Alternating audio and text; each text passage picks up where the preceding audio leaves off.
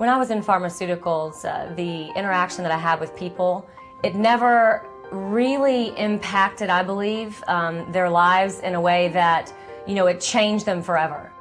You truly have to see about 10 doctors a day. When you go there, you wait endless hours in the waiting room for 5 seconds of talking to a doctor, and then, some of them just want to sign your computer for the samples and they want you out of there because they have a life and they're seeing patients too. I know for the first moment I met her, she was working hard and all day in the computer and spent too much time, too much energy, and I think for nothing.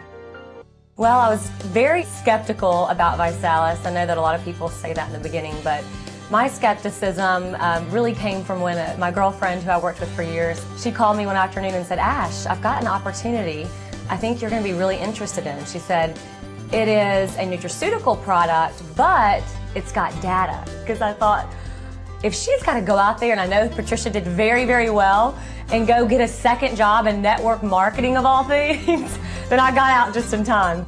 It's a home-based business, so most people actually hear about ViSalus for the first time in someone's home. The norm is not to trick your boyfriend at the time into going to the presentation. And actually got my boyfriend in the car and told him that we're going to eat dinner. And on the way I said, "Oh, I forgot.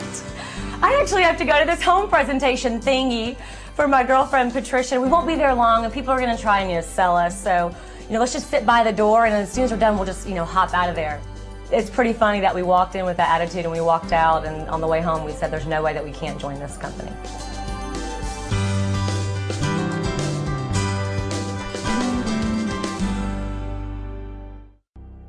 You know what, I think I didn't know at the time how quickly our market was moving. They were very smart in not telling me that, so I kind of thought in a way I was just, moving along at everyone else's pace, and it actually wasn't until I hit Ambassador in May that I found out that I was the 3rd fastest ambassador in ViSalus history and the youngest female ambassador, and that I was very, very proud of. I think one of the reasons, major reasons why I was able to do that is because of the support I had from my family and mainly my fiance. There's definitely some things that could not have happened had he not really been there to support everything. Even things like, cooking to make sure I had food when I was, in one of my OCD moments trying to get things done, and it required a lot of travel. So I was gone for a few weeks and called my fiance and said, "You know what, baby?